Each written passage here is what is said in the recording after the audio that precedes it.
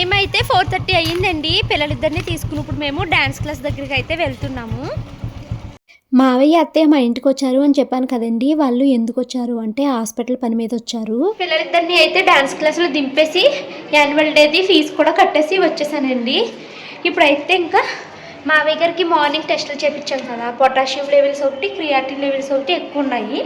ఇప్పుడు ఎమర్జెన్సీగా హాస్పిటల్లో జాయిన్ చేయాలి అనేసి చెప్పారు. సో ఇప్పుడు మావయ్య గారిని తీసుకుని ఎమర్జెన్సీలో హాస్పిటల్లో అడ్మిట్ చేస్తాము. అత్తయ్య గారిని మావయ్య గారిని ఆటోలో అయితే పంపిస్తున్నామండి. తర్వాత నేను మా హస్బెండ్ బైక్ మీద అయితే హాస్పిటల్ దగ్గరికి వెళ్తున్నాము.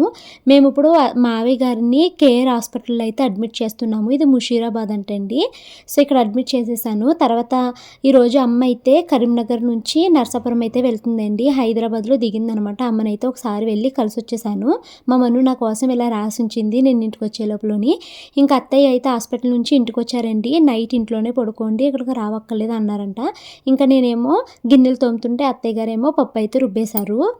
టైం అయితే 12 o'clock అయ్యిందండి. మావయ్య గారి గురించి హాస్పిటల్ నుంచి అర్జెంటుగా కాల్ వచ్చిందనేసి చాలా ఫాస్ట్గా అయితే మేము హాస్పిటల్ దగ్గరికి అయితే వచ్చాము.